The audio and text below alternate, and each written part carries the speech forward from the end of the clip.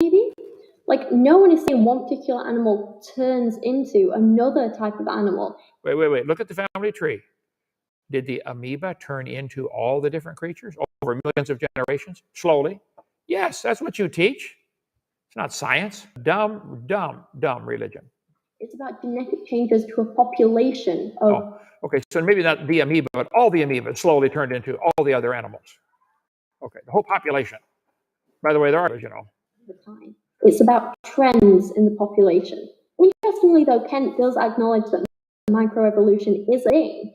I mean, we've literally observed it, so how can he not? I mean, in the words of Ken Ham, we were there.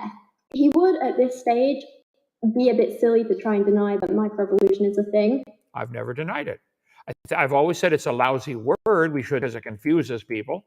Variations within the kind happen by the millions, but they're limited. You know, they rodeo in Texas where they ride cows and they jump them over fences. How many saw the video of the cow jumping over the 6-foot fence that I played? I bet there's a limit, though, Rachel. I bet you'll never get that cow to jump over the moon. There's a limit to these variations. There's a limit to how fast humans can run. I don't know what the world's record is now for the 100-yard dash, less than 9 seconds, I think. But they're not going to run it in 1 second. There's a limit. You guys don't get it. Yes, variations happen, but they're limited. There are 366 kinds of hummingbirds, and they're limited. They're always going to be a hummingbird. You guys want to imagine that it just goes forever. That's not science. However, he does go on to completely misrepresent micro and macroevolution in his following paragraphs. He goes on to write at one point, "No one has ever seen a dog produce a non-dog. They certainly have not seen something come from Internet problems in Lenox, Alabama. When's the new big one come? Got to program it? It's here. Yay, finally. So is this still recording? Should I keep going? Yes. Okay. So Rachel, let's let her talk for a minute here. She's a YouTuber, definitely. That's qualified. You got your phone. I don't understand your question. You can run it off your phone. Okay. Let me get started up here. Run the internet off my phone. Yay.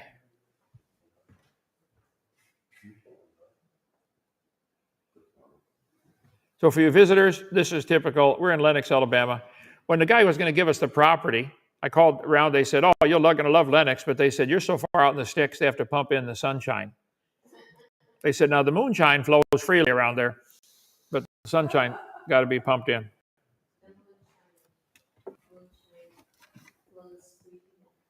Thank you, Daniel. Yep.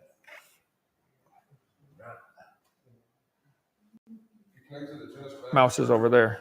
It's up and running. It's back? No, it's not. Okay. My hotspot. No. There you go. Connect. Wow.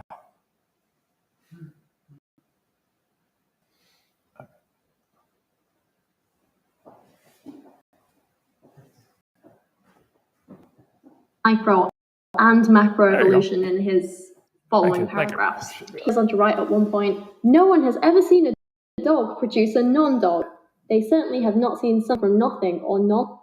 Is that true, Rachel? No one's ever seen a dog produce a non-dog? Isn't science what we can observe and study and test? Living matter come alive is a literal straw man. No. No one's ever seen non-living matter come alive. That's organic evolution. Never been seen. I'm simply pointing out in my book, correctly, of course, that nobody's ever seen the science. No one is claiming dogs give birth to non-dogs. Your charts in the textbook show amoeba slowly giving birth to something slightly non-amoeba and then slightly more non-amoeba dog. Stop lying about it. That is what you teach. We're saying that over time, whole populations change. So the whole population of amoeba changed to a dog.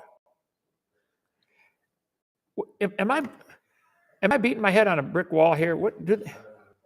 How can you not get it? And sometimes those genetic changes are so big that two different relations can become so distinct from each other that they're no longer able to interbreed. and therefore we can claim them to be different species from each other. Would that include elephants and mosquitoes being related? They can no longer interbreed. That's what we're claiming. And by over time, we're literally talking about hundreds of years, maybe thousands of years, maybe millions of years, That'll help. billions of years. And so these changes can be huge when we're talking on that scale. For example, we share a common ancestor with orangutans, for example, gorillas. No, speak for yourself. I know you just did, but no, I don't, okay? There's chimps, monkeys, all sorts. All they did for your chart, they drew lines on paper, know that you're related to a monkey or a chimpanzee or an orangutan. Come on now. Chimpanzees still having babies, so are the orangutans and baboons, all of them are. They're all still making the same kind, aren't they? What happened? We share a common ancestor with them. You believe that. Don't teach that to my kids, okay? That's not science. Just belief. But no one is out here trying to claim that like one day this like gorilla just popped out a human. I didn't ever say one day either. I continually say, you guys believe over millions of years they changed, and you do. And it's not science. We don't observe this. Baby, and it was like, bam, evolution, bitches. That's silly. No one's trying to claim that. You are trying to claim these things happened over long periods of time, which doesn't solve the problem and which takes it out of the realm of science. It's not observable. More like a long time ago, there was a group of ape-like animals who were our ancestors. And over time, different selection pressures acted differently on different groups of them. We already know that DNA is like a huge code, right? So every time someone gives birth to a baby, the DNA is a mix. Is this a code that nobody wrote? Nobody wrote that code? You believe that, don't you, Rachel? Tell you what, that's long enough. Spent a whole bunch of programs going through my book, Are You Being Brainwashed? Why don't you get it for yourself? They're about $7 or $8 or $9 each. You can go on Dr.Dino.com, get my book series. They teach real science, Rachel. You have a dumb religion of evolution that you've chosen to believe. That's your business, but we should stop and rethink it. Okay?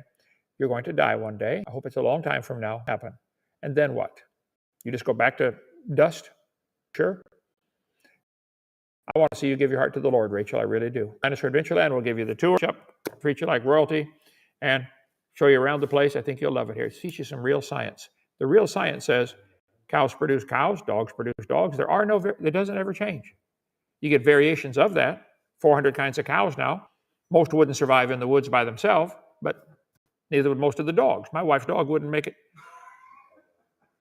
That pug can kill a bear 2 different ways.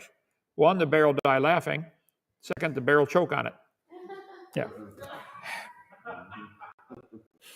Anyway, any questions or comments? Randall, got them up there?